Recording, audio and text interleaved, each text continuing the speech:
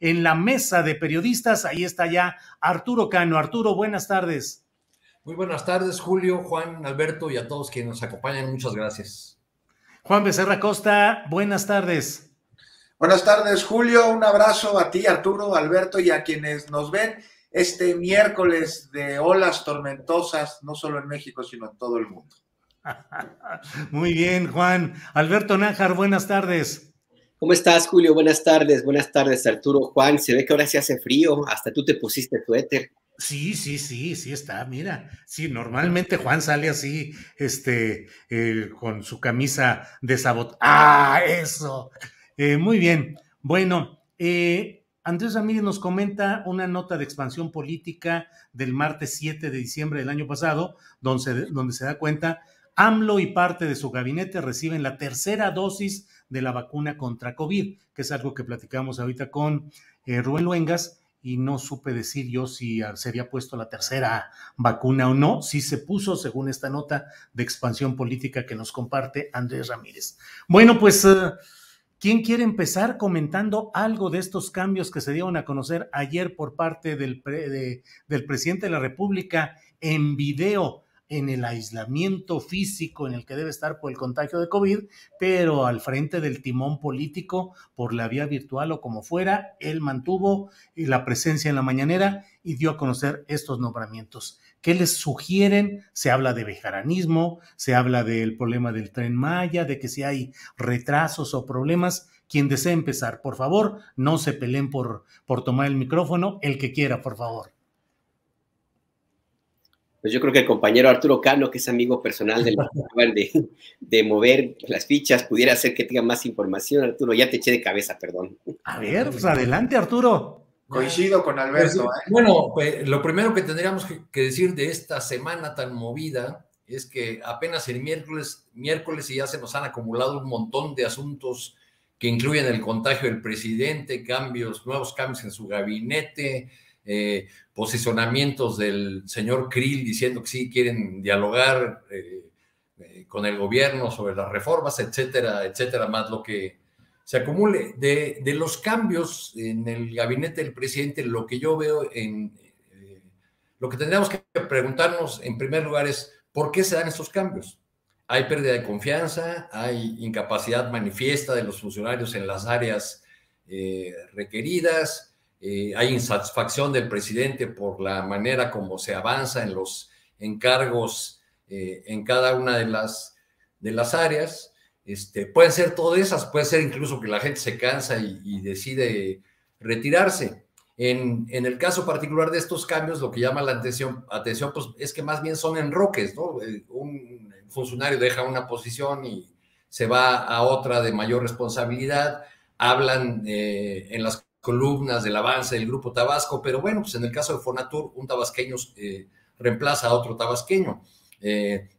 Hablan de nuevos estilos o de nuevas fórmulas en el caso de la Secretaría del Bienestar, aunque ahí habría que recordar que con López Obrador no hay cargos, sino encargos. Y Ariadna Montiel, quien ahora es formalmente la titular de esa dependencia, pues ya se hacía cargo de algunos de los hilos fundamentales de la Secretaría del Bienestar, porque es como subsecretaria manejaba los programas sociales más relevantes o que más le importan al presidente. Estos cambios también nos llevan a una reflexión acerca de pues de cuántos van en el presidente. Leía por ahí en alguna columna 37 cambios en el gabinete. Parecen muchos cambios y yo encuentro una constante en ellos. Si dejamos de lado a Irma Heréndira Sandoval y a Jiménez Espriu, creo que el resto de los cambios son de personajes que pertenecían a grupos o a corrientes que se acomodaron en esa gran coalición que se formó para ganar electoralmente en 2018, pero que no formaban parte, digamos, del círculo de las confianzas del presidente de la República, que cada vez con los cambios que se han ido dando, pues ha ido estrechando ese círculo, han vuelto o han llegado a ocupar esas posiciones importantes, personajes que en otros momentos habían sido muy cercanos al presidente López Obrador en distintas etapas de sus batallas electorales o de sus luchas político-partidistas. Es el caso de Ariadna Montiel, quien formó parte, ella dice que ya no ahora, del grupo de René Bejarano. Era una de las 14 dirigentes que se sentaban en la mesa en la calle de Nogal de Santa María de la Ribera para tomar las decisiones de la corriente Izquierda Democrática Nacional, del PRD. Y desde entonces se hizo cercana a Andrés Manuel López Obrador porque es reconocida como una persona eficaz en la operación territorial, ¿no? Jugó un papel relevante en el intento de Morena de ganarle al PAN en el estado de Chihuahua, con el candidato Juan Carlos Loera, que a la postre fue derrotado por Maru Campos. Entonces, yo lo que veo en el caso de Ariadna Montiel pues, es la confirmación de la confianza que tiene a un personaje que ha colaborado con él desde hace mucho tiempo y que ha colaborado precisamente en los temas que tienen que ver con el territorio y con la entrega de apoyos a distintos sectores de la sociedad mexicana. Gracias, Arturo Cano. ¿Quién desea tomar la estafeta del comentario en este tema? Alberto, Juan. Alberto, por favor, ya ves cómo tenía razón, si Arturo la sabe todas en esa. Sí, no, si Arturo es una enciclopedia política ambulante, claro. Un costal de conocimiento inútil, decía Carlos Monsiváis. No tan inútil, porque la verdad es que sí, yo coincido mucho con la reflexión, por eso quería que empezara el jefe Arturo, porque ahora sí que ayuda a dar luz sobre estos entretelones.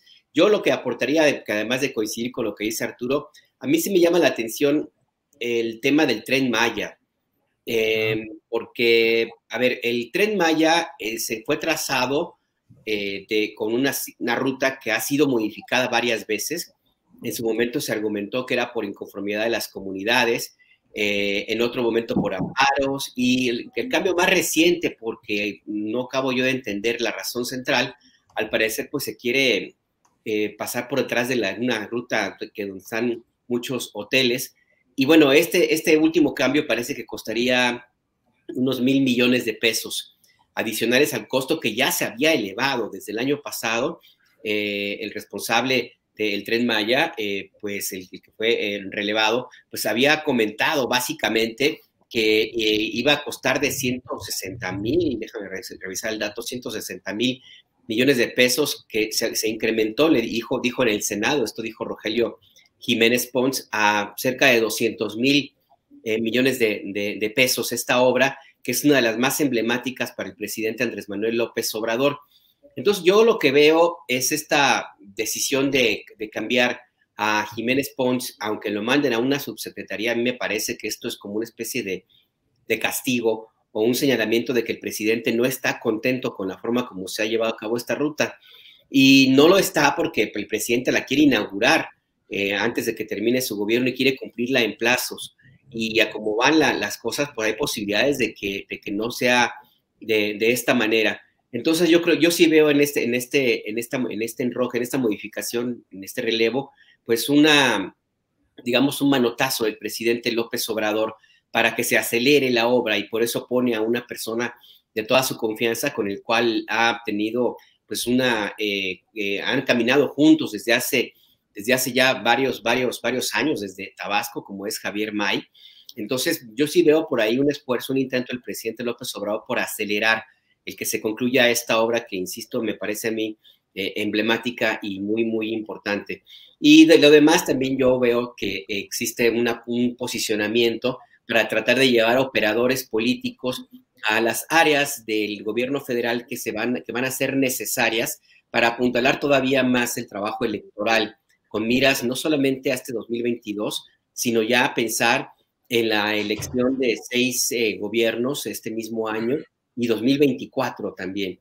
Entonces yo veo que el presidente mueve fichas, las está acomodando para tener todo el equipo necesario para hacer la operación política que se requiera en el momento que sea indicado. Y por último también, Julio, yo no dejo de pensar en que esto que vemos ahora mismo y lo que ha ocurrido en esas últimas semanas es, digamos, un capítulo más de este conflicto interno, que no son pocos los que dicen que hay en el gabinete del presidente López Obrador, estas diferencias entre el grupo de los llamados puros, y los llamados pues más bien moderados, más bien como reformistas, le hace Claudia Sheinbaum por un lado y le hace Marcelo Ebrard, Ricardo Monreal por el otro.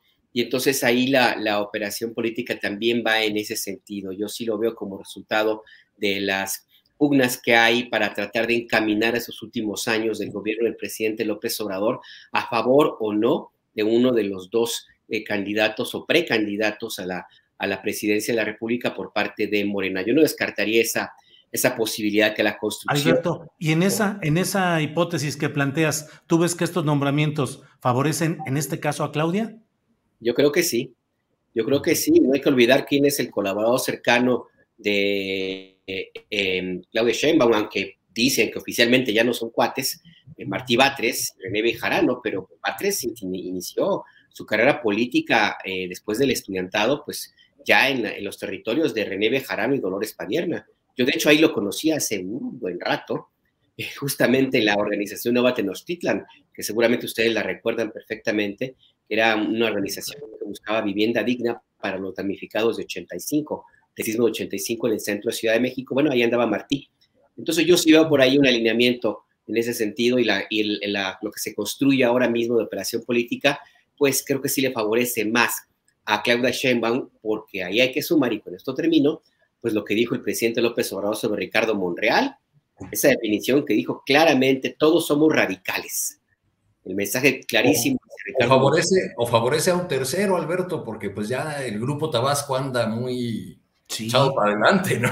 Sí, en una de esas no es ninguno de los dos que mencionas, sino un tercero que resulta favorecido. Pues sí, imagínate. Pues es que, a ver, el ganador central es el presidente López Obrador, porque le van a terminar a tiempo el Tren Maya, ya le están metiendo el acelerador al aeropuerto, en Dos Bocas ya le echó flores a Rocío Nale, en fin, el que gana ahí es el presidente López Obrador. ¿Quién se va a beneficiar después de eso? Pues ya lo veremos, hay que revisar la historia política del presidente López Obrador, su enorme pragmatismo, y pues por ahí es otro tema, más para entendidos, como el maestro Arturo Cano. El maestro Arturo Cano. Gracias, Alberto Nájar. Juan Becerra Costa, ¿qué lectura le das a estos nombramientos? ¿Crees que hay una ya más explícita estrategia asistencial electoral con Ariadna Montiel como secretaria del Bienestar? ¿Crees que todos estos movimientos son en otro rubro, pues una especie de otro blindaje? Yo incluso escribí una columna en La Jornada hoy que le pongo así: nombramientos, otro blindaje. Es una forma también de blindar sus proyectos estratégicos, haciendo ajustes y colocando nuevas piezas que le den más celeridad y más redituabilidad a esos proyectos. ¿Cómo lo ves, Juan Becerra Costa?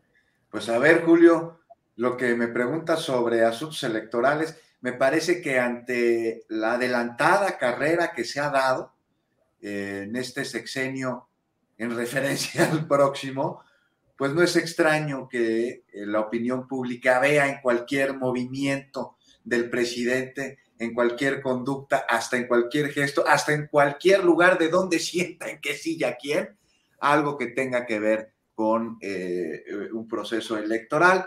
Y a mí me parece que en este caso no es así. A mí me parece que está la causa primero que la persona. Y sí, vemos cambios, algo pues, que no tendría que extrañarnos, son ajustes que se llevan a cabo de entrada en cualquier gobierno y que responden en a las prioridades de la administración que pues, se pueden ver claramente, ¿no? Que son las acciones para generar progreso en el sureste, en la zona del Istmo, con los proyectos como el Tren Maya, cuyos beneficios pues, se podrán ver de aquí a 60 años o más. Es uno de los grandes proyectos del gobierno actual.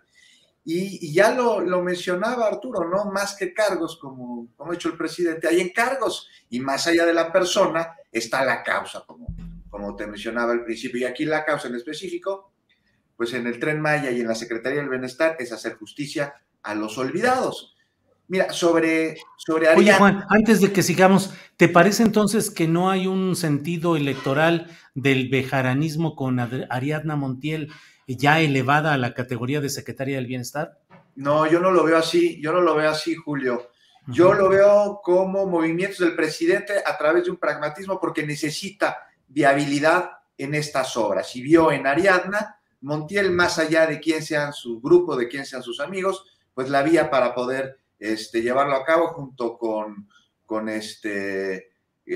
todos los nombramientos que ha dado. Yo no le veo tintes electorales, acúsame de ingenuo si quieres, yo lo que estoy viendo aquí es que está poniendo un manotazo, como decía Alberto, al presidente, porque se requiere que se le dé viabilidad al proyecto del Tren Maya y que se pueda culminar el proyecto, que se pueda a finales de 2023, tal y como está previsto, y esto es algo que no se ha visto, Julio, necesariamente caminando sobre un camino terso que no tenga piedras, que no tenga baches.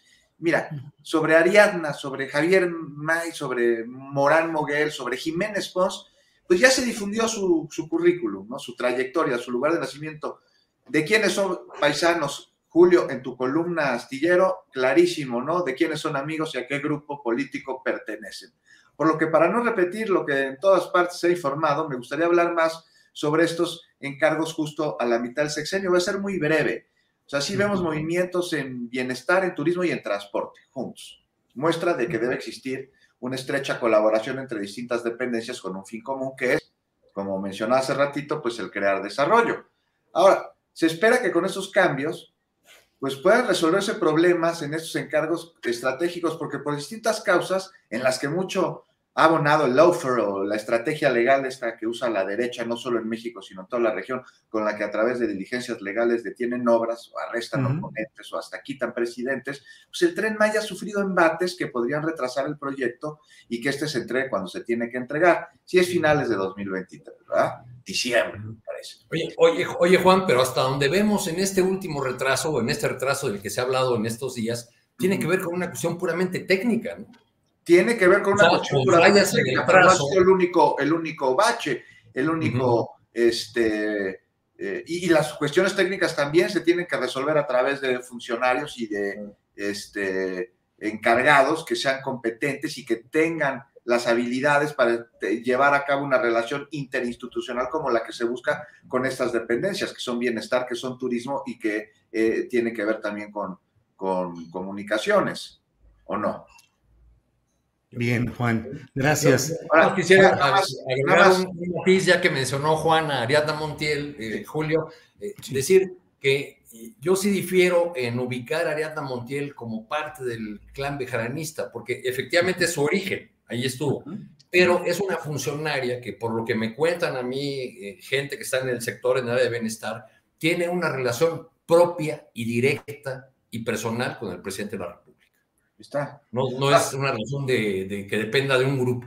Yo también pienso eso, digo, acúsame de ingenuo, Julio, pero yo creo que aquí, primero que la persona, está la causa. Y ya para acabar, sí espero que sea así y que estos funcionarios estén a la altura del encargo que se les confió, que no jueguen para intereses políticos de cualquiera que sea su grupo pueda ser, y que den resultados en otorgar a los mexicanos las millones necesarias que nunca nadie se las ha dado antes, al contrario. Para que puedan avanzar y salir de un olvido centenario que los ha tenido en la miseria y que en recientes años pues orilló a muchos, a miles a delinquir. Y ya, ahora sí, para terminar, aquí sí hay que ponerlo en el renglón, pues lamentable, no sé, ustedes vieron una vez más el discurso clasista de muchos de derecha ante las designaciones, y voy a poner como ejemplo a Max Kaiser. O sea, tiene el cinismo de criticar a Javier May, de quien dice que tiene como máximo grado de estudios la prepa. Bueno, pues él tiene maestría en el extranjero, me parece que en la Escuela Económica de Londres, la London School of Economics, pero con todo y eso no se dio cuenta cuando colaboró con el gobierno Calderón en la Secretaría de la Función Pública, siendo subsecretario de Responsabilidades Administrativas, del cochinero de corrupción y presencia del crimen organizado en altos funcionarios de ese gobierno. Gracias, Juan. Arturo Cano, por favor, échate un clavado al costal ese de las cosas inútiles, porque quiero preguntarte, ¿crees tú que la carrera política de López Obrador y su llegada a la presidencia de la República pudieron ser obstruidas de manera tajante si René Bejarano hubiese hecho declaraciones en su momento, en el tiempo de los videoescándalos, adversas o que hubieran involucrado al propio Andrés Manuel López Obrador? Es decir, te pregunto si a fin de cuentas cuál ha sido el papel de René Bejarano, hoy tan vilipendiado y un símbolo de la corrupción por aquellos videos, pero qué tanto su manera de manejar las cosas el silencio, el cuidado con el que respondió, incluso en el momento crítico en el cual las cámaras de televisión estaban viéndolo cuando estaba exhibiéndose aquel video famoso. ¿Qué tanto René Bejarano contribuyó al triunfo y a la carrera y al triunfo de López Obrador? Y si de alguna manera el presidente, aunque sea a trasmano, ha tratado de pagar alguna deuda política o algún agradecimiento político a René Bejarano. Bueno, sin duda la discreción, por llamarla de una manera suave, de René Bejarano fue fundamental para que se mantuviese en alto una de las señas de identidad del obradorismo, es decir, la honestidad a toda prueba de Andrés Manuel López Obrador. Yo creo que eso lo han reconocido propios extraños, es decir, es algo que se reconoce incluso en los círculos cercanos al presidente, que nunca hubo una traición, que nunca hubo un señalamiento, un trasvase de responsabilidades, y si ha habido o no un pago, digamos, yo no lo formularía en esos términos, diría que ha habido una continuidad de la relación que se expresó en hechos, como que en 2017 el bejaranismo, que todavía estaba en el PRD, decidiera dar el paso a Morena y sumarse abiertamente, no René Bejarano, pero sí los cuadros principales de su corriente, especialmente Dolores Padierna, pues acudieron a un mitin en el Zócalo cuando aquellos actos que organizó Andrés Manuel de firma, de compromiso de ciudadanos que no militaban en Morena, que se sumaban a su candidatura. En el caso del evento que se realizó en el Monumento a la Revolución, pues ahí llegó Padierna del brazo de un personaje que se sumaba en ese momento también abiertamente al obradorismo, doña Olga Sánchez Cordero. ¿No? Llegaron acompañados. Entonces yo creo que, pues, si se quiere ver eso como una suerte de pago, yo diría que más bien pues no se rompió, no hubo una ruptura, pese a que el personaje político de René Bejarano pues nunca podrá quitarse esa pesada marca, que por otro lado ha dado lugar a una suerte de simulación muy propia de nuestros políticos. Yo conozco mucha gente que pasa por la oficina de René Bejarano, todos van y lo saludan, platican con él, negocian con él, nadie lo va a admitir en público.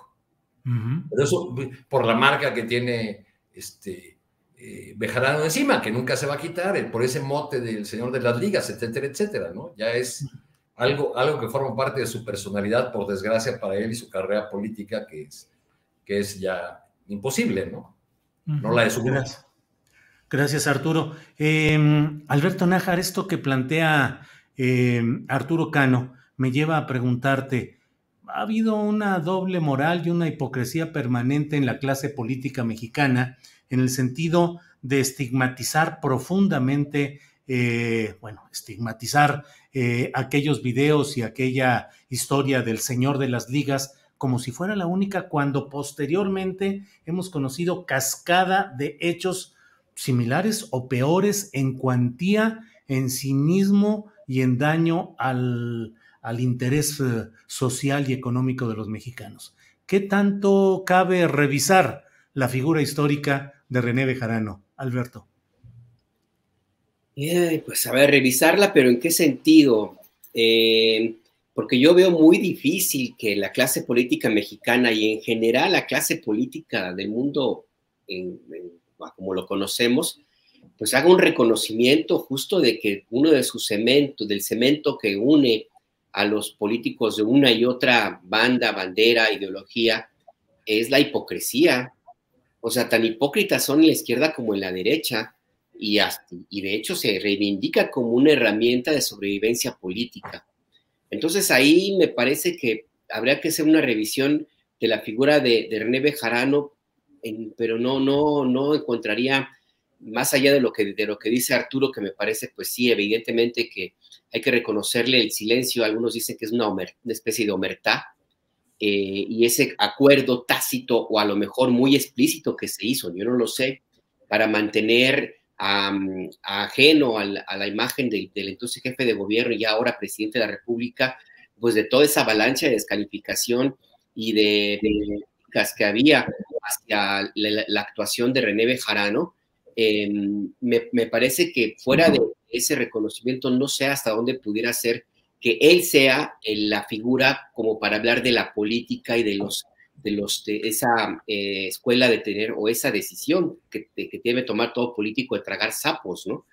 No sé, yo creo que tendría que ir en otro sentido, tendría que haber alguna reflexión que vaya en otra naturaleza, empezar a partir de la base de que el pragmatismo pues tiene que ver mucho con el ejercicio de un buen gobierno, ni modo, pues así tiene que ser, no puedes tú hacer un ejercicio de gobierno para quedar bien con todos, tienes que buscar el bien de la mayoría, y también, por supuesto, pues reconocer que, insisto, que pues hay cadáveres en los closets de prácticamente todos los políticos.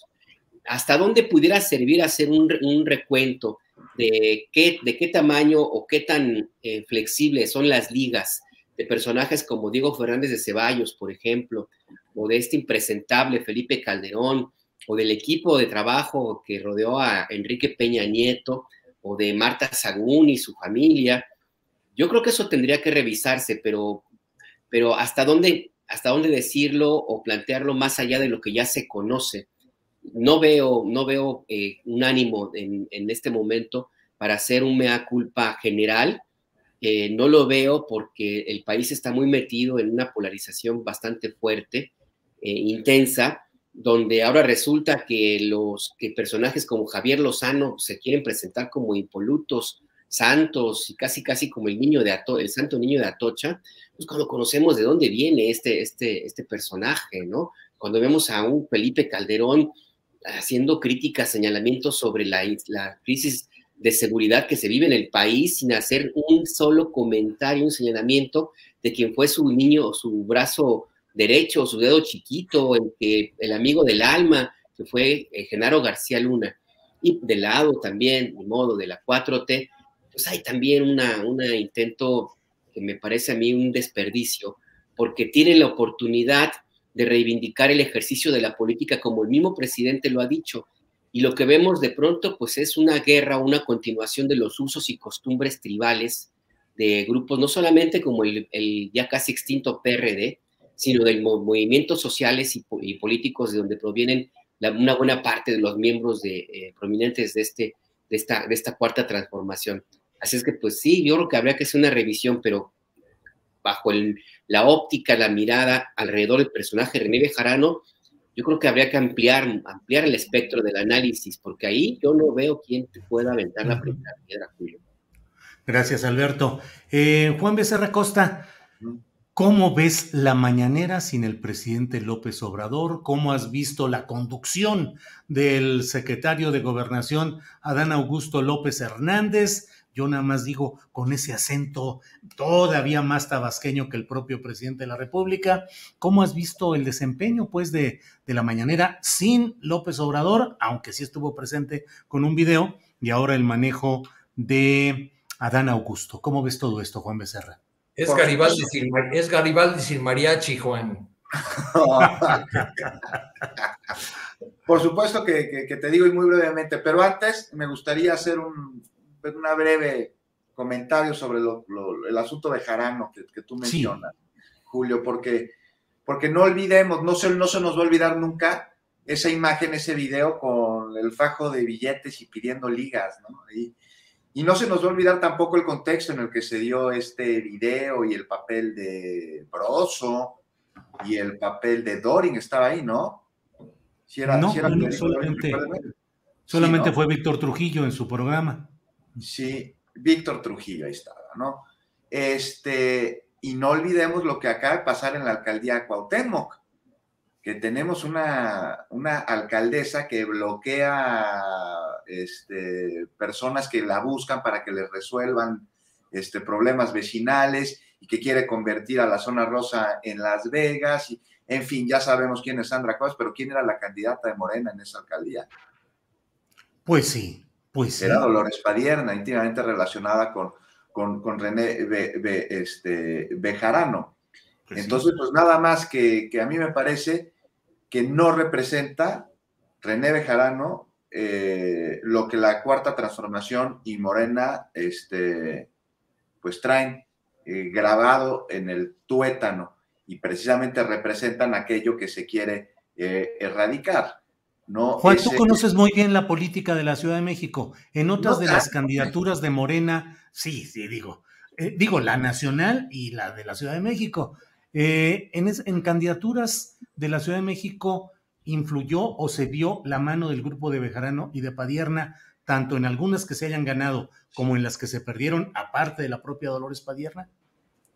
Pero no te lo podría afirmar, Julio. Yo creo que es un asunto, el de las alcaldías que perdió Morena en las pasadas elecciones intermedias, que trae un poquito de mucho, incluido una guerra sucia por parte de la oposición que se da en un momento muy complicado en la Ciudad de México, que es el accidente de la línea 12 del metro, a lo que se suma también algunos candidatos que me parece que no tenían el perfil para representar a Morena en las urnas, y que el ir a votar por ellos de alguna manera significaba ir a votar por un poco de lo que queremos erradicar, de lo anterior, de ese PRD tribal que no nos representa, del cual nos salimos, del cual se dividió porque ya no era el movimiento con el que nació con el Frente Democrático Nacional. Entonces, pues sí, me parece que sí pudieron haber influido. Hay que ver con quién más operaron, ¿no? Para que y contra quién operaron también, porque esto no lo podemos desestimar. También quién se encargó de poner a esta mujer, Cuevas, encargada, como candidata para la alcaldía Cuauhtémoc, y cuáles fueron los apoyos que recibieron y cuál fue la operación para que triunfara en las urnas. Eso tampoco lo podemos desestimar, Julio. Y bueno, ya entrándole al tema de ¿cómo dices? La mañanera, ¿cómo dijiste, Arturo? ¿Garibaldi sin mariachi? Sí, ¿no? Sí. Bueno, pues aquí sí voy a ser muy breve, porque me parece que yo no tengo mucho que decir al respecto. O sea, el presidente se contagia de nuevo, espero que se recupere pronto, que no tenga malestar ni síntomas más allá del dolor de garganta que ayer nos contó que siente. Y bueno, pues por segunda vez las mañaneras son encabezadas por un titular de la Secretaría de Gobernación, ¿no? Hace un año por Olga Sánchez Cordero, que me parece que lo hizo muy bien, lo hizo de manera fenomenal. De hecho, me tocó ir, creo que un par que estaba ella, y las manejaba muy bien. Era mucho cómo le daba la voz cómo nos daba la voz a los reporteros que por ahí andábamos, le llamaba la atención la manera en la que te vestías. Entonces al ratito ya todo el mundo se empezó a vestir chillón para que la Secretaría de Gobernación diera la palabra. Ahora es Adán Augusto, quien a mi parecer también lo hace muy bien y da seguimiento a este ejercicio de transparencia y de comunicación entre el gobierno y la ciudadanía, que marca la agenda del día y que la verdad se agradece. Pero pues sí hace falta el presidente, ¿no? En Palacio Nacional, dando la mañanera todos los días, cómo lleva los temas, cómo los saca, cómo hila, cómo de una cosa construye otra totalmente, aparentemente distinta, y que a la mera hora no lo es. Pues sí, el presidente es único, es un animal político y tiene una capacidad de expresarse y de que se tenga entendimiento por parte de la población que me parece que nadie más en este país lo tiene, Julio. Gracias, Juan Becerra Costa. Arturo Cano, por favor, desarrolla con más amplitud tu tesis doctoral de la mañanera como un Garibaldi sin mariachis. ¿Qué te parece la ausencia del presidente López Obrador y qué te parece la conducción de este tabasqueño, del cual mencionas pues que tiene sus bemoles y sus puntos interesantes que entiendo? Arturo, por favor, dinos. Bueno, tan es la mañanera algo que pertenece a la aura de López Obrador, que pues sin él no se explica. Y los naturales rumores y señalamientos que habían habido a raíz del anuncio de su contagio, pues obligaron a que apareciera, así fuera, con un mensaje a distancia para pues enviar este mensaje de tranquilidad y de confianza, muy criticado por algunos, muy criticado por sectores de la oposición que lo califican de irresponsable y de ser un mal ejemplo para el conjunto de la sociedad, pero que yo leo por otro lado como un mensaje que llega a la gente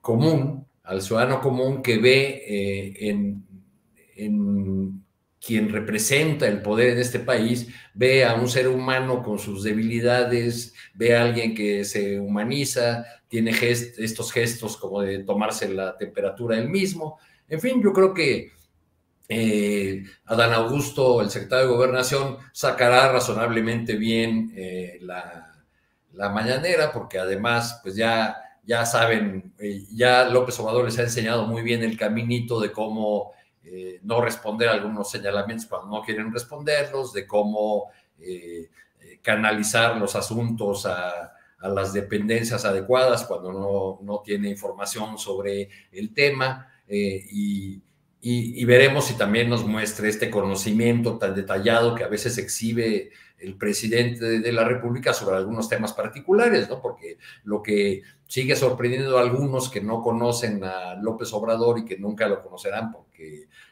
tienen frente a sí una barrera de odio que les impide ver al personaje realmente, pues que conoce a detalle y seguirá sorprendiéndonos con esto de que cuando le preguntan sobre el conflicto en una comunidad X o Z, conozca incluso a detalle los entretelones de un conflicto de tierras, por ejemplo, o de una bronca político-electoral en algún municipio de Chiapas o de Sonora. Bien, Arturo, gracias. Alberto, tu opinión sobre ese Garibaldi mediático matutino en la mañanera y el papel de este conductor designado provisionalmente, que es Adán Augusto López Hernández. Alberto, por favor. Pues yo destaco algo que a mí me parece que de pronto se nos pierde de vista, y es la cantidad de compañeros a quienes se les ha dado la oportunidad de hacer preguntas, porque con el presidente López Obrador a veces se iba nada más con uno o con dos. Llegó a darse el caso, creo que en alguna ocasión que respondió una pregunta durante casi toda la mañanera. Y a mí me parece que esto reivindica el papel fundamental de este ejercicio de diálogo circular, que es inédito en el mundo. No hay presidente en todo el planeta que tenga un encuentro cotidiano con periodistas para escuchar todos los planteamientos que sean, porque hay de todo tipo de planteamientos. Él responde lo que quiere y lo que puede también, eso también hay que reconocérselo. Pero esto me parece que es que el hecho de que se puedan preguntar más, pues va más en el sentido original de las conferencias de prensa matutina. Y también se convierte de entrada en una plataforma que para mí me queda cada vez más claro, que además de ser una conferencia con periodistas, pues es una estrategia más de gobierno, es un ejercicio de gobierno. Allí se convoca al gabinete para que rinda cuentas, allí se dan órdenes para que se atiendan tal o cual caso, se mandan mensajes políticos, se hace política exterior, se han presentado allí algunos de los temas que al presidente le parecen relevantes, se ha convocado a entregar medallas, se han firmado acuerdos. En fin, que la reunión, las conferencias en Palacio Nacional, pues sí se han convertido en algo fundamental y en el sello específico del gobierno del presidente López Obrador. Y por supuesto que el secretario de Gobernación, pues no come lumbre, no se va a meter en terrenos complicados, no de ninguna manera va a querer ir en contra de algún planteamiento que sabe que el presidente López Obrador no estaría de acuerdo, y lo que hace es básicamente una especie como de nadar de muertito, ¿no? Porque si revisamos bien las respuestas que ha dado, no hay como algo más concreto, algo más comprometido, más específico, inclusive dentro del área que le tocaría, como es la de gobernación, como fue el caso hoy en la mañana que le preguntaban sobre un tema y que lo derivó al subsecretario Alejandro Encinas, le han preguntado sobre migración y pues también le da la vuelta. Entonces, a mí me parece que por un lado, pues está bien que se dé oportunidad, nada más por una cuestión puramente estratégica, a las preguntas de más compañeros. Ahí dependerá de los compañeros si tienen o no la capacidad de aprovechar el momento. Pero a mí me parece que, pues, que es algo que es como mantener, pues, el mismo estilo del presidente López Obrador. No esperaba algo distinto, más allá de que Adán Augusto, pues, también conoce de algunos temas y conoce muy bien al presidente López Obrador, son amigos de hace mucho tiempo. Yo apuntaría más a pensar hacia futuro, y con esto cierro, Julio, en caso de que el 2024 la 4T se mantenga en el gobierno, ¿ustedes cómo se imaginan una conferencia de prensa matutina? ¿Se mantendrían? ¿Cómo sería? Por ejemplo, Claudia Sheinbaum las tiene todos los días. Marcelo Ebrard hace conferencias de prensa donde nada más lee un comunicado o escucha 2, 3 preguntas previamente seleccionadas. Claudia Sheinbaum pues también tiene su ejercicio, pero le cuesta, incluso lo ves tú, lenguaje corporal es muy distinto al que tiene el presidente López Obrador. Yo pensaría más bien no detenernos tanto en Adán Augusto, sino en lo que viene. O sea, Sí. ¿cómo serían? Sí, coincido plenamente.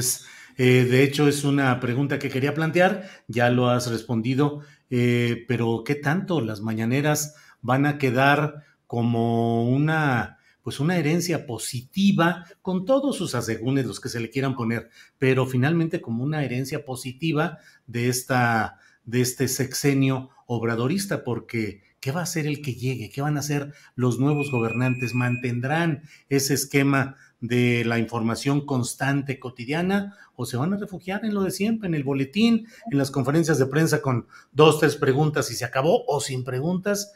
Bueno, Juan Becerra Costa, no somos especialistas en asuntos económicos, pero desde el punto de vista político y periodístico, ¿cómo ves este asunto de Citigroup que se va de México en ciertas facetas de su actividad, se queda solo con lo de élite, lo empresarial, cuentas privilegiadas, lo demás lo deja, lo pone a la venta Banamex, y hay ya tiradores que aspiran a quedarse con él, entre ellos Ricardo Salinas Pliego? ¿Qué opinas, Juan Becerra Costa? Sí, te digo, no, tienes razón, no somos especialistas financieros, pero somos periodistas y pues por ahí hay un par de fuentes en asuntos financieros con las que nos podemos asesorar, con las que se hable. Rápidamente te digo que con lo que preguntabas de la mañanera, pues sí tendrá la próxima administración, si gana el candidato que sea, la candidata que sea de Morena, sí tendrá, me parece, que llevar a cabo este ejercicio y tendrá que irse perfeccionando para ser como el actual o incluso mejor, porque es parte de la transformación que se está buscando en el país. Imagínate esta transformación sin mañanera, no me parece que funcionaría. Y tiene que trascender a la persona del presidente López Obrador, y sin duda alguna. Pero bueno, ya sobre lo de Citibanamex, pues aquí la gran pregunta es, pues ¿por qué Citigroup vende Banamex, no? Ellos pues responden ahí medio parcamente que es por una estrategia global que tienen, y ya no dijeron mucho más. Pero eso es algo que se ha visto con anterioridad en venta de operaciones de banca en otros países, varios en Asia y aquí en el continente, me parece que Guatemala, Costa Rica y Panamá, creo que por ahí un par más. Pero aún así costa trabajo, ¿no? Por más de que sea una estrategia global y de que hayan vendido en otros países, pues de fondo, pues para quienes no somos especialistas, como tú dices, financieros, pues ¿por qué vender un banco con tanta presencia, no? Pues tiene una enorme cantidad de sucursales. ¿Cuántos cuentavientes no tiene Banamex? Y las utilidades, por ahí le estuve rascando, pues están en promedio más de los $2,000 millones. Ahora, no es el Banamex que era antes, ¿no? Y podría tener que ver con que el banco ha perdido clientes en el mercado y de ser el gran banco de México, el número 1, ahora es el tercero o el cuarto, según me dice. Pero también puede tener que ver, sin excluir lo anterior, que pues como los gabachos se van a Tijuana a hacer lo que ni pueden hacer en San Diego, pues Citibanamex también podía hacer cosas aquí que no podía hacer en otros lados, como cobrar comisiones altísimas, por ejemplo, con las Afores o tasas de intereses que en sus países, pues de origen sería imposible. Y eso ya no es tan así. Y aquí lo más interesante ahora será ver quién se queda con el banco, ¿no? ¿Quién lo va a comprar? O sea, ¿será otra institución extranjera? O como mencionabas ahí, que se apuntan a algún empresario mexicano, Salinas Pliego. Pues muy bien que se apunte Salinas Pliego, ¿no? Nomás que estaría bueno que se aclare antes todo lo relacionado con sus supuestas faltas de pagos de impuestos para alguna de sus empresas. También se habla de Carlos Slim, no sé si él se haya mencionado, me parece que lo han señalado, ¿no? Que podría sí, estar, lo han señalado, sí. Que podría estar interesado. Bueno, pues cuando se vende algo grande en México y que cuesta tanto, pues siempre se señala a Carlos Slim como posible interesado. Habríamos de ver, ya estuvo interesado alguna vez en Banamex cuando se desprivatizó la banca en 1992, 10 años después de que la privatizó López Portillo. Y por lo que me contaron, parece que pujó, pero que su antiguo socio, de quien se separó, Roberto Hernández, se llevó. ese banco después de un proceso que no estuvo exento de señalamientos de ser favorecedor al Grupo Hernández, quien después, hazme el favor, personificó el dicho de banquero rico, banco pobre, tanto que tuvimos que rescatarlo a través del FOBAPROA, nosotros los ciudadanos de a pie, nuestros papás, nuestros hijos, y lo van a seguir haciendo nuestros nietos para que pues Hernández, después de vaciar Banamex, de que se le rescatara, vendiera a Citigroup y se quedara con millones. Aquí me parece que por el momento lo que tiene que haber es certeza para los cuentavientes del banco, ¿no? Saber qué va a pasar con sus cuentas de ahorro, qué va a pasar con sus tasas de interés, qué va a pasar con sus créditos, con sus hipotecas, porque dentro de la población no especialista en temas financieros sí hay nerviosismo e incertidumbre con respecto a lo que va a pasar con su banco, donde tienen sus ahorros, donde les depositan su nómina. Muchos están pensando ya en el colchón. Sí, así es, en el buen sentido económico. Así es, en ese, Juan Becerra. Arturo Cano, ¿alguna vez cubriste Fuente Económica en tus inicios de reportero como suplente? Pues no, pero ya sabes que como uno es todoterreno, de repente le tocaba cubrir algún evento financiero, y recuerdo que alguna vez entrevisté al presidente de la Bolsa Mexicana de Valores, cuyo nombre no recuerdo ahorita, entonces pues, no sé. Ajá. Bien, recuerdo yo cuando llegué al 1+1 que estaban como reporteros de la Fuente Económica. En 1+1 estaba Eduardo Mora Tavares, que era el gran reportero de asuntos económicos y que no dejaba que se tocara o que se moviera la información económica por suplentes, que yo entré al 1+1 como reportero que cubría las ausencias de todos. Me tocaba a veces la información económica y era siempre complicada y difícil de entender. Entonces, Arturo, sobre este tema de Banamex, más allá de los detalles económicos, técnicos específicos, ¿cómo ves esta salida que algunos adversarios de la llamada Cuarta Transformación dicen que es una muestra de inestabilidad o preocupación de los grandes capitales? Ya el propio gobierno ha dicho que no hay tal, que no lo ven así. ¿Quién puede quedar? Salinas Pliego ya dijo que él se interesa, que cuánto quieren por el changarro y que él lo abriría de 9 de la mañana a 9 de la noche, 365 días. Y también la versión de que Slim, como dice aclaró si también va a vender en abonos en Banamex o no. Pues no, seguramente las sucursales van a estar ahí en esos lugares. ¿Cómo ves todo en general? Este tipo de movimientos financieros siempre provocarán en la oposición la crítica. Ya ven, tenemos razón respecto a la inestabilidad y los temores internacionales. No hay elogios en sentido contrario cuando se anuncian grandes inversiones o cuando grandes consorcios internacionales vienen a construir el Tren Maya o cosas por el estilo. Bueno, pues es parte del rejuego político, así lo entiendo. Venimos, como abordabas tú en la mesa con la especialista, de un mundo donde todavía se mueven algunos resortes nacionalistas, porque se recuerda que a la reprivatización de la banca le siguió su extranjerización, ¿no? Uh-huh. Y hay todavía por ahí en el baúl de los recuerdos algunos viejos banqueros que recuerdan a la banca como un motor de desarrollo, como un instrumento para las grandes obras de infraestructura. Toda esa parafernalia, esas obras que acompañaban al desarrollo de una banca nacional y que nunca vimos hecho realidad. Lo que me llama la atención con este anuncio pues es otra vez la arrogancia de Salinas Pliego, que habla de una adquisición tan enorme como si se tratara de una tiendita, y que además se reivindica nacionalista y un personaje comprometido por México y bla, bla. La compañera experta decía que no había señales más allá de los señalamientos en algunas columnas de que Slim estuviese interesado, y ponía este ejemplo de, pues hubiera hecho crecer Inbursa, ¿no? Porque ya finalmente ya tiene un banco, pero eso no ha sido de su interés. Entonces yo creo que pues seguirá dando este ruido para especialistas y que no tendrá mayores repercusiones, de no ser porque ahora el gobierno del Obrador se pueda colgar la medalla de haber cobrado impuestos por esta transacción, cosa que en el pasado fue Vicente Fox, ¿no? El que permitió que no hubiera pago de impuestos en esa transacción millonaria de la compra, precisamente a Roberto Hernández, por Citigroup, que ahora deja lo que compró en aquella ocasión. Bien, Arturo Cano, muchas gracias. Son las 2:55 p.m, así es que estamos justo para 3 minutitos cada quien todavía para poder los postrecitos, que siempre son una sección muy gustada, que estos postres pueden ser dulces o amargos. Alberto Nájar, ¿qué nos dices ya en esta última ronda de esta mesa de periodistas del miércoles 12 de enero? Por favor, Alberto.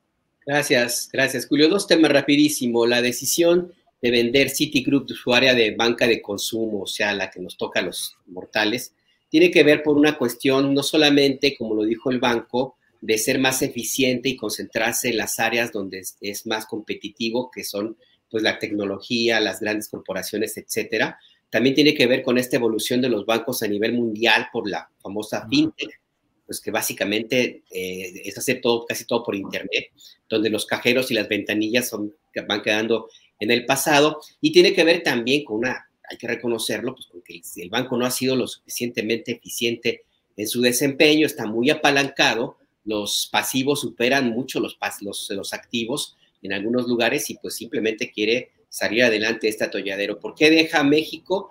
Pues yo creo que por estas razones, más allá de lo que se ha querido hacer ver, de que es porque tienen miedo a la política económica de López Obrador, estos bancos, estas corporaciones están muy ajenos a lo que puede hacer o no, o puede ocurrir o no en un país. Ellos siempre tienen asegurada la ganancia, y nada más hay que revisar que son en otros lugares donde hay de veras crisis económicas o de seguridad muy graves, y sin embargo ganan mucho y mucho dinero. Así es que por ese lado yo lo veo más el lado de la decisión de esta venta, pues sí, más en un sentido muy pragmático de Citigroup, y no tanto por una cuestión que tenga que ver con López Obrador. Y sobre Salinas Pliego, no hay que olvidar que él está descalificado de antemano, porque Citigroup es una empresa estadounidense y Salinas Pliego tiene cuentas pendientes allá. Acuérdense lo que pasó con Lone Star, que se asoció con Banco Azteca, y Lone Star cerró su relación con Banco Azteca porque había sospechas de lavado de dinero, y eso fue hace poquito. Así es que Salinas Pliego, de entrada, pues hay que irlo revisando, más allá de los impuestos que debe aquí, hay que revisar esa parte oscura de este personaje también todavía más oscuro. Y pues del postrecito, pues yo me voy con la señorita Vilchis, hay que revisarlo. Híjole, hoy sí que me parece que, no sé, ya, o sea, eso de meter redes sociales y personajes ahí medio raros de Twitter van en contrasentido al espíritu original de esa sección que tendría que revisarse. ¿Qué es lo que te provocó más esa reacción o ese análisis, Alberto? Es que se ha publicado informaciones que son todavía más en el sentido de lo que tiene que el original, pues hay bulos y temas que son realmente escandalosos, como esto de la venta Citigroup. Por ejemplo, ayer el bachiller López Dóriga, en cuanto se anunció la venta, ya empezó a tuitear que empezaba la estampida de bancos, cuando evidentemente es otra cosa. Entonces, ese tipo de cosas, de temas, son los que deberían incluirse, por ejemplo, y otros. Y en cambio, pues se ha dedicado a presentar a personajes de la República de Twitter que son ciertamente menores, ¿no? Entonces, a mí me parece que no va por ahí. Y el sentido tiene que ver un poco más, a ver, ¿cuál es el punto básico de por qué existen este tipo de situaciones? Sí hay mucho odio, hay manipulaciones y desinformación, sí, pero tiene que haber autocrítica. Es bien complicado conseguir entrevistas, es muy difícil conseguir información. O sea, también tiene que haber esa parte. O sea, no todo es manipulación y odio, ¿eh? También hay una idea de seguir operando en términos de comunicación exactamente igual que en 1970, 1980, o el gobierno de Peña Nieto. O sea, no ha cambiado mucho. Hay mucha falta de transparencia y muchísima burocracia, de veras. Bueno, ¿qué les digo? Ustedes lo saben mejor. Sí. Así es, gracias, Alberto. Juan Becerra Costa, postrecito, por favor. Postrecito, pues es amargo, postrecito, porque tiene que ver con la enorme cantidad de contagios por COVID que se han desatado durante los últimos días, y si bien estos contagios no ha habido mayor hospitalizaciones, se mantiene el número de camas en hospitales pues sin ocupar, y también el número de fallecimientos pues no ha crecido exponencialmente, nada que ver con olas anteriores, pues, lo que nos indica que estos contagios pues generan pocas complicaciones en los pacientes. Lo que sí hemos visto es una oleada de personas que corren a los kioscos que hay en la Ciudad de México para detectarse el COVID, para hacerse una prueba. Y aquí es muy, muy amargo además también el dulcecito, porque esto se le suma que, caray, hay una enorme cantidad de medios de comunicación que lo que están haciendo es alarmar a la población, le están infundiendo miedo, y a mí me parece que es absolutamente irresponsable este manejo de información que causa pánico en los ciudadanos y que los lleva a no informarse, a desinformarse y a correr, por ejemplo, estos kioscos donde se están llevando a cabo las pruebas COVID-19, logrando con ello que pudiese haber escasez y entonces personas que sí requieren de hacerse la prueba no la tengan en los kioscos. Entonces, ¿a dónde tienen que acudir? Pues con estos oportunistas que las venden, ya sea en la iniciativa privada o en el gobierno de la alcaldía Benito Juárez o Miguel Hidalgo, que de manera por demás miserable se han dedicado a vender pruebas COVID, cuando si realmente quisieran abonar a la situación que vive la ciudad y que vive el país, pues las estarían tomando de manera totalmente gratuita. Es inconcebible lo que están haciendo. Entonces, por eso, pues la invitación, porque uno como periodista no se puede poner a dar recomendaciones médicas, para eso entrevistamos a médicos, y justamente con la Secretaría de Educación, Ciencia y Tecnología de la ciudad y con su secretaria, la doctora Rosaura Ruiz, y pues aquí en Capital 21 nos convocó con médicos del Instituto Nacional de Nutrición precisamente para hablar quiénes deben irse a hacer una prueba, quiénes no deben irse a hacer una prueba, cuáles son los síntomas que hay que tomar en atención, en cuidado, si uno sale positivo y es asintomático, qué hacer, si uno sale positivo, cuándo regresar al trabajo. Por si gustan, ahí hoy en Capital 21 vamos a tener parte de esta conversación, pero no era nada más que quisiera promocionar a mi casa, sino señalar, que se vale. Sí, gracias, Julio, sino señalar esta situación muy complicada que está viviendo la ciudad con una cantidad de contagios que ha crecido durante los últimos días, que afortunadamente no tiene mayores hospitalizaciones ni defunciones, gracias mucho a la vacunación, pero pues el canibalismo que nunca falta con respecto a las pruebas COVID.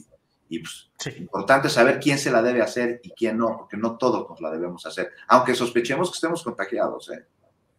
La hora en la que estará estas entrevistas o este debate, esta información, Juan. A las 9 de la noche, entre 9 y 10 de la noche, va hoy una notita. Grandes especialistas van a estar con nosotros ahí. Por supuesto, el director del Instituto Nacional de Nutrición va a estar, y va a estar su equipo, ¿no? Son 3 médicos de excelencia, de los mejores médicos que hay en México, y que pues que nos dan estas recomendaciones, ¿no? ¿Cuándo debemos irnos a hacer una prueba y cuándo no nos debemos ir a hacer una prueba, ¿no? Está el doctor Kershenovich, que es el director del instituto, el doctor Cifuentes, que es una eminencia, es el director de medicina del instituto, el doctor Bernardo Martínez, que está en el departamento de epidemiología, y también el doctor Galindo, que es el subdirector precisamente de epidemiología, y nos hablan además de los cuidados y las atenciones y las acciones que se debe llevar a cabo en personal médico y en ciudadanía en general,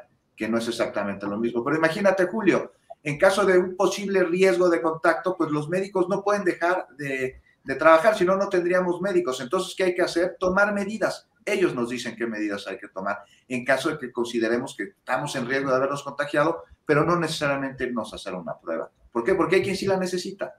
Bien, de 9 a 10 de la noche hoy en Canal 21, esta interesante exposición de argumentos y de información respecto a este tema. Arturo Cano, el postrecito, por favor, para cerrar. Una pregunta, ¿el presidente le puso fecha a su gira centroamericana? No le puso. No. Bueno, pues con un postrecito con sabor a baleada o a pupusa. Pronto habrá una gira centroamericana del presidente, quizá la ocasión sea la asunción del cargo de Xiomara Castro como presidenta de Honduras, que ocurrirá el 27 de enero. El tema de la migración nos une irremediablemente con Centroamérica y ojalá en este viaje del presidente haya propuestas que aterricen y que vayan apuntando a esa solución de fondo que plantea el presidente López Obrador, aunque lamentablemente ha habido muy poco avance, sobre todo por la falta de respaldo de Estados Unidos en esa materia. Y ya, por último, un postrecito preguntón que dejo en torno de dos preguntas que me surgen de comentarios políticos muy recientes. ¿Es el presidente de la República, López Obrador, quien se radicaliza o es su gabinete el que se modera? Híjole.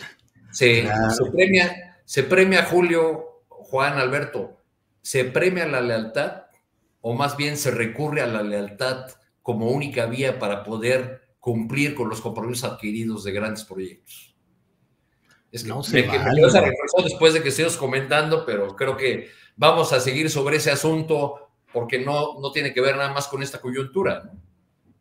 No se vale, pones el tema fuerte, polémico, cuando ya estamos cerrando. ¿Qué es esto, Alberto Nájar? ¿Así ha sido siempre Arturo Cano? Ahora sí, como dirían que, ¿cómo se dice? Abuso de confianza, no sé, porque él es el que sabe, es el maestro, el maestro de Morena, de la izquierda. Es la tarea entonces, Alberto.